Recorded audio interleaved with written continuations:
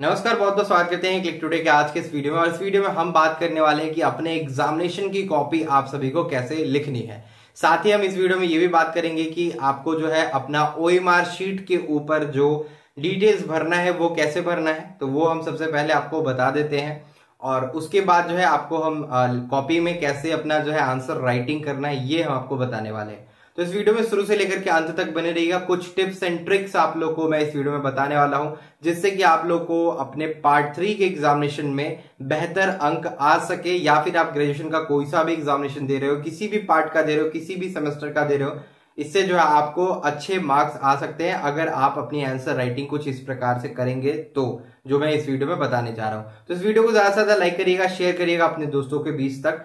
और अगर आपको जो एग्जामिनेशन में किसी सवाल का जवाब नहीं आ रहा हो, तो उस सिचुएशन में आपको क्या करना है आज के इस वीडियो में हम आपको जो है बताएंगे।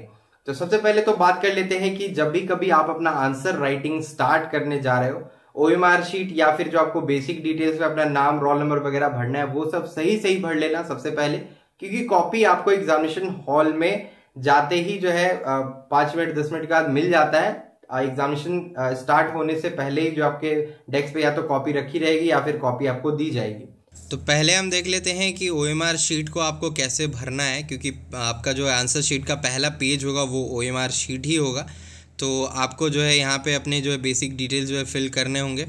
तो यहाँ पे देख लीजिए, सबसे पहले तो आपको लेफ्ट हैंड साइड में ये जो है आपको फिल करना है, to be filled by examiner यहाँ पे लिखा हुआ है। तो ये सब आपको नहीं भरना है। यहाँ पे पेपर आईडी जो ऊपर लिखा हुआ है सबसे ऊपर में लेफ्ट हैंड साइड में कॉपी के ऊपर होगा, पेपर आईडी जो है आपके क्वेश्चन पेपर के ऊपर मिल जाएगा। उस पेपर आईडी को देख करके भर दीजिएगा, जो आपको स्क्रीन पे मैं पेपर आईडी दिखा रहा हूँ। ठीक है, इसके बाद जो नीचे आपको सब्जेक्ट, किस सब्जेक्ट का आपका परीक्षा हो रहा है, लाइक अगर जनरल स्टडीज़ का परीक्षा हो रहा है तो यहाँ पे जनरल स्टडीज़ लिख दीजिएगा। जीएस भी लिखिएगा तो चल जाएगा, लेकिन फुल में लिखिए तो ज़्यादा बेटर है। ठीक है, तो उसके बाद जो पेपर, अगर यहाँ पे फिर बोला जा रहा है कि पेपर कौन सा हो रहा है आपका, तो यहाँ पे आप अगर जनरल स्टडीज़ का पेपर हो रहा है तो इसको आप छोड़ भी सकते हैं। ठीक है, या फिर जो है आप लिख सकते हैं कि आपका बीए, बीएससी, बीकॉम जो भी है पार्ट 3 वो लिख सकते हैं। और डेट में जिस तारीख को जो आपका परीक्षा हो रहा है वो आप जो है उस दिन लिखेंगे। 23 तारीख को हो रहा है तो 23/8/2024, 24 को हो रहा है तो 24/8/2024 ये लिखिएगा। नहीं समझ में आए तो वहाँ पे जो इन्विजिलेटर होंगे उनसे पूछ लीजिएगा, जिससे कि आपको जो है बाद में आपका रिजल्ट पेंडिंग में ना जाए। ठीक है, यहाँ पे फिर पेपर आईडी वगैरह का जो है बोला जा रहा है, तो ये भी जो है आप जो पूछ लीजिएगा कि यहाँ पे भरना है कि नहीं भरना है। ऑनर्स पेपर वगैरह का जो है भरना है तो वो उनसे पूछ लीजिएगा वहाँ पे कि ये सर भरना है कि नहीं। बाकी यहाँ पे आ जाइए, सबसे पहले आपको बोला जा रहा है अपना नाम भरने के लिए। अपना नाम जो है कैपिटल लेटर में भर लीजिएगा। याद रखिए बॉल पेन का इस्तेमाल करिएगा, जेल पेन का इस्तेमाल मत करिएगा। फिर फादर्स नेम आपको जो बोला जा रहा है भरने के लिए, अपने फादर का जो नाम वो सही सही भरिएगा। मदर्स नेम आपको जो अपना भरना रहेगा। आधार नंबर माइनॉरिटी नहीं है तो आधार नंबर आप खाली छोड़ सकते हैं। अगर आपको लिखने का मन है तो आधार नंबर भी लिख सकते हैं। ठीक है, सब्जेक्ट का नेम आपको जो यहाँ पे बाईं ओर में कैपिटल में लिखने के लिए कहा जा रहा है। इन बॉक्सेस में एक एक लेटर करके कैपिटल में आपको जो अपने सब्जेक्ट का नाम लिख देना है। फिर स्टूडेंट नेम कहा जा रहा है तो अपना नाम जो है कैपिटल में लिख देंगे। और इसके बाद जो है नीचे आ जाएंगे। एग्जामिनेशन डेट बोला जा रहा है, अगर आपका परीक्षा 23 तारीख को हो रहा है तो यहाँ पे 2 और 3 बॉक्स में लिखेंगे। फिर यहाँ पे जो है आपका 2 और 3 पे जो आपको मार्क करना रहेगा, नीचे में जो आपको गोला जिसमें करना है वहाँ पे रंग देंगे गोला को।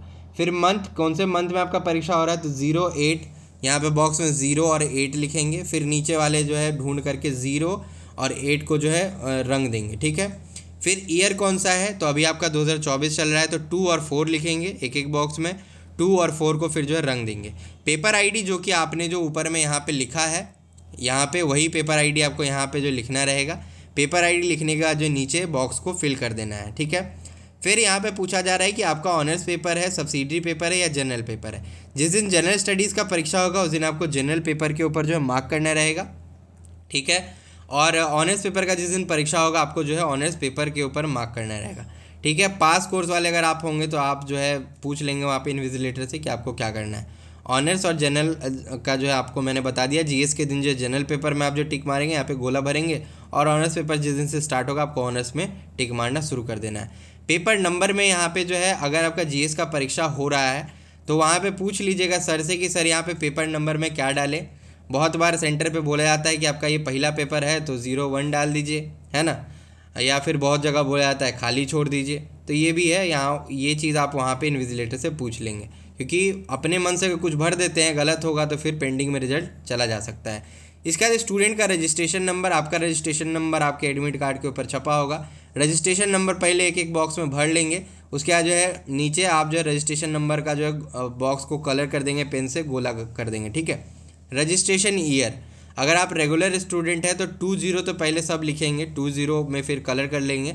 और यहाँ पे अगर आप जो है 2021 से 24 के रेगुलर स्टूडेंट हैं तो 2 और 1 किस साल में आपका रजिस्ट्रेशन हुआ ये पूछा जा रहा है। तो 21 में हुआ आपका, 21 से 24, तो 21 वाला जो है यहाँ पे भर दीजिएगा, 2 और 1 यहाँ पे भर दीजिएगा, नीचे जो है 2 और 1 में गोला कर दीजिएगा।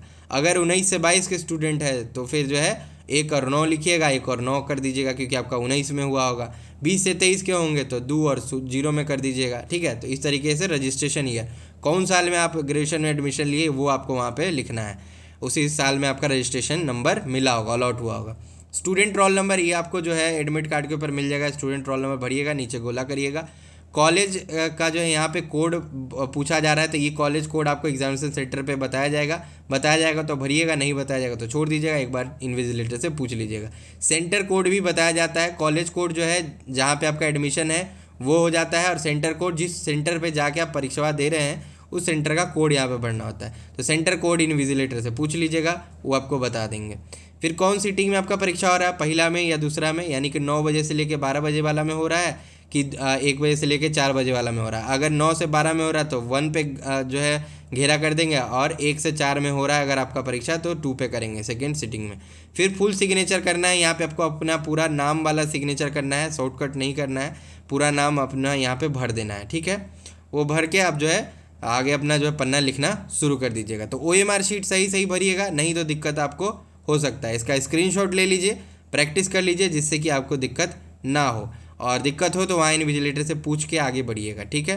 और कोई दिक्कत हो तो नीचे कमेंट कर लीजिए, हम आपको रिप्लाई दे देंगे। तब तक के लिए चलते हैं, अगले वीडियो में हम मिलेंगे आपसे, और आगे जो बात बताया जा रहा है उसको सुन लीजिए। इससे पहले जो है अपने साथ क्या क्या चीजें आपको कैरी करनी चाहिए, एक जो है वाटर बॉटल आपको अपना कैरी करना चाहिए, एक 2 जो है आपको पेन कैरी करना चाहिए। अगर आप ब्लैक और ब्लू का जो है कॉम्बिनेशन बना करके लिखते हैं तो ब्लैक पेन और ब्लू पेन दोनों ही साथ लेकर के जाएं। एक पेंसिल भी आपको लेकर के जाना रहेगा, जो कि मैं आपको दिखा देता हूँ। और 2 पेन मैं यहाँ पे रख रहा हूँ। बहुत लोग 3 रुपए वाला पेन इस्तेमाल करते हैं, बहुत लोग 5 रुपए वाला पेन इस्तेमाल करते हैं। टोटली डिपेंड्स अपॉन यू कि आपका फ्लुएंसी, यानी कि आपका लिखने का जो है तेजी कौन से पेन से आ रहा है। 3 रुपए वाले पेन से आ रहा है, यानी कि जो अब 4 रुपए का हो चुका है अग्नि का जो है पेन, पहले ये 3 रुपए में देता था, अब 4 रुपए का हो गया। तो ये आपके ऊपर डिपेंड करता है कि आप कौन से पेन से लिखना चाहते हैं। मैं लिंक ग्लाइजर का इस्तेमाल करता था एग्जामिनेशन में, अभी भी जो भी एग्जामिनेशन में रिटन वाला देता हूँ उसमें लिंक ग्लाइजर का इस्तेमाल करता हूँ, और इसकी ग्रिपिंग सही है और इससे हैंडराइटिंग भी सही बैठ जाती है। तो वो आपके ऊपर डिपेंड करता है कि आपका कौन से पेन से हैंडराइटिंग वगैरह सही रहता है। ये तो हो गया पेन वगैरह का बात। और इसके बाद जब आप आंसर राइटिंग लिखना स्टार्ट करेंगे तो सबसे पहले एक चीज का ध्यान रखिएगा कि क्वेश्चन पेपर को आप सही से पढ़ लीजिए। लाइक हमारे पास क्वेश्चन बैंक है, ठीक है। ऐसा अगर मान लीजिए आपके पास हाथ में क्वेश्चन आता है तो आपको सबसे पहले टॉप हेड पे पढ़ना रहेगा कि आपको क्या क्या इंस्ट्रक्शन दिए जा रहे हैं। इस क्वेश्चन पेपर में आपको कितने क्वेश्चन अटेम्प्ट करने के लिए कहा जा रहा है ये आपको पढ़ना रहेगा। हो सकता है 10 में से 5 सवाल के जवाब आपको देने के लिए कहा जाए, या फिर 10 में से 6 सवाल के जवाब आपको देने के लिए कहा जाए। ये आपके सब्जेक्ट वाइज डिपेंड करता है। मैथ्स ऑनर्स वालों को 6 क्वेश्चंस के आंसर करने के लिए कहा जाता है, ठीक है। तो ये क्वेश्चन पेपर के ऊपर टॉप हेडिंग में जो लिखी रहेगी वो आपको पढ़ लेना रहेगा। ये पढ़ने के बाद जो है इस पे कुछ सब्जेक्ट कोड वगैरह भी रहता है, तो ये OMR शीट के ऊपर जो आपको देख के पढ़ना रहेगा, ठीक है। ये सब करने के बाद जो है आप कौन से ग्रुप से स्टार्ट कर रहे हैं। बहुत सारे क्वेश्चन में क्या होता है, ग्रुप बना होता है ना, ग्रुप A और ग्रुप B। तो आप कौन से ग्रुप का जो है आंसर पहले करना चाहते हो ये आप डिसाइड कर लेना पूरे क्वेश्चन को देखते हुए, और उस ग्रुप में जो है सीक्वेंस वाइज जो है क्वेश्चंस को अटेम्प्ट करना। लाइक ग्रुप A से आप स्टार्ट कर रहे हो, क्वेश्चन नंबर 1 2 3 4 5 तक उसमें क्वेश्चन दिए हुए हैं, और आपको जो है पहले जो है 5th क्वेश्चन का आंसर आ रहा है, तो आप 5th क्वेश्चन का आंसर पहले अटेम्प्ट करो। आपको जिसपे सबसे ज्यादा कॉन्फिडेंस है कि इस क्वेश्चन का अगर मैं आंसर करता हूं या करती हूं तो मुझे अच्छे मार्क्स आ सकते हैं, तो उस क्वेश्चन को आप पहले में अटेम्प्ट लेना।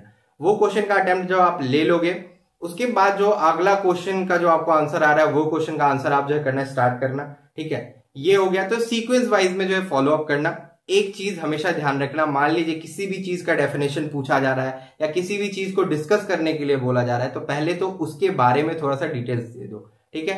डिटेल्स लिखने के बाद उसको पॉइंट में तोड़ के लिखो।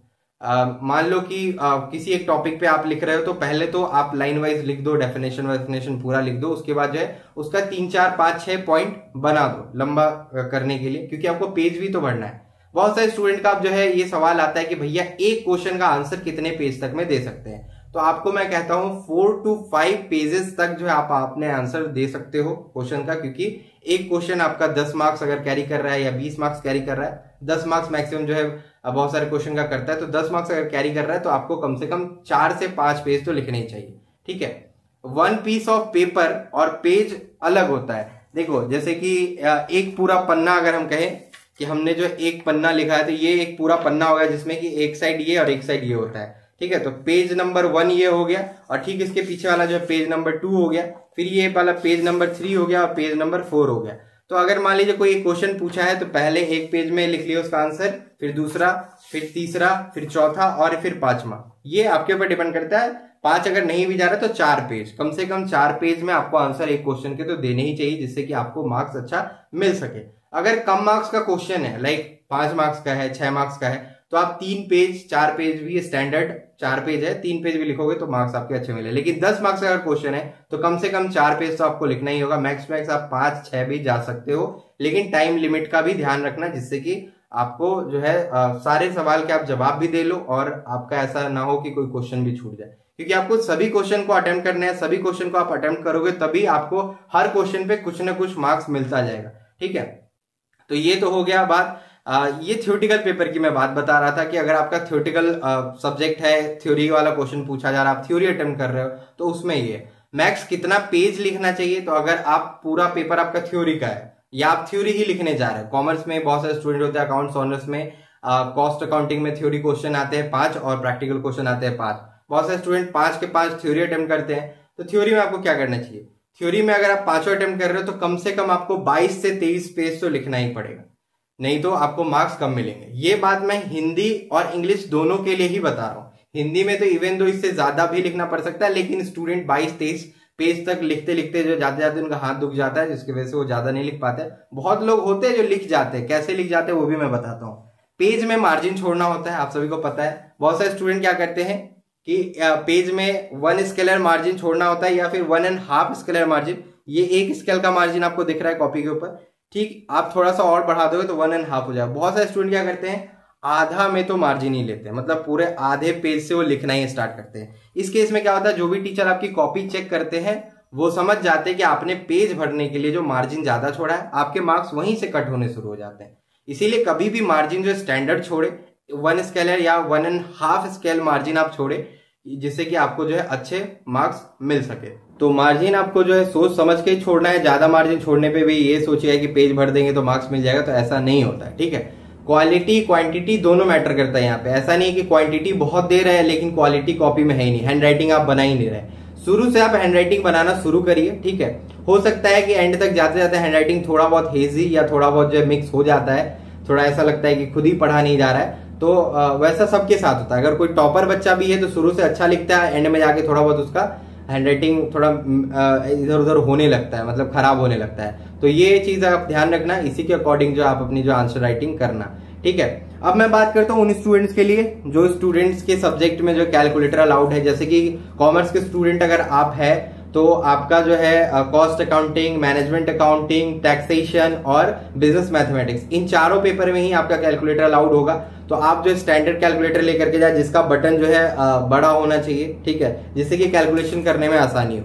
अगर आप न्यूमेरिकल क्वेश्चन टच कर रहे हैं तो ही कैलकुलेटर लेकर के जाए, नहीं टच कर रहे हैं तो शौकिया कैलकुलेटर ले जाने का कोई फायदा है नहीं। अगर वहां पे टीचर आपको बोलता है कैलकुलेटर अलाउड नहीं है, तो कॉमर्स के स्टूडेंट को कैलकुलेटर अलाउड है 3rd पार्ट में, चारों ही सब्जेक्ट में, ठीक है। अब ये डिपेंड करता है कि बीकॉम में आपका अकाउंट्स ऑनर्स है, बिजनेस एनवायरमेंट ऑनर्स है, कॉर्पोरेट एडमिनिस्ट्रेशन है या फिर बिजनेस फिनांस है ना, और आप प्रैक्टिकल क्वेश्चन अटेम्प्ट करने वाले हो या फिर थ्योरेटिकल क्वेश्चन अटेम्प्ट कर रहे हो, ये टोटली आपके ऊपर डिपेंड करता है। तो कैलकुलेटर भी ले जाना सिर्फ कॉमर्स वालों को ही अलाउ है, बाकी किसी को अलाउ नहीं है। मैथ्स वालों को अलाउ नहीं है, मैथ्स ऑनर्स वालों को अलाउ नहीं है, ठीक है। तो ये तो रही बात। अब हम बात करते हैं, मान लीजिए आप न्यूमेरिकल क्वेश्चन अटेम्प्ट कर रहे हैं, यानी कि सॉल्विंग क्वेश्चन अगर आप बना रहे हैं, तो यहाँ तो आपको 23-24 पेज तो बढ़ेगा नहीं, तो कितना पेज तक जा सकता है? आपके पास पूरा पेज है, आप अच्छे से जो है पूरा पेज लो और आप मैक्स टू मैक्स 16-17 पेज तक जाओ, ठीक है। और रेशियो में बता देता हूं, मान लो कि अगर आपके 5 प्रैक्टिकल क्वेश्चन अगर आपको आ रहा है, तो आप 4 प्रैक्टिकल क्वेश्चन अटेम्प्ट करो, ठीक है, जिसे हम न्यूमेरिकल क्वेश्चन भी अभी कुछ देर पहले बोल रहे थे। तो वो 4 जो है आप जो प्रैक्टिकल क्वेश्चन अटेम्प्ट करो, और 5वां जो क्वेश्चन है वो एक थ्योरी क्वेश्चन अटेम्प्ट कर लो, ठीक है, जिससे कि पेज भी आपका बढ़ जाए, ठीक है। यानी कि पेज आपको भरना भी तो है, ये भी तो ध्यान रखना है। तो एक थ्योरेटिकल क्वेश्चन अटेम्प्ट कर लो। मैथ्स वालों में भी ऐसा होता है कि न्यूमेरिकल सॉल्विंग क्वेश्चन भी होता है और थ्योरेटिकल क्वेश्चन भी होता है, तो आप जो है एक उसमें थ्योरी क्वेश्चन अटेम्प्ट कर लो। ये तो हो गया बात। तो कितना पेज जाएगा मैक्स टू मैक्स? अगर आप प्रैक्टिकल और थ्योरी दोनों अटेम्प्ट करते हैं तो 20-21 पेज तक तो चला ही जाएगा।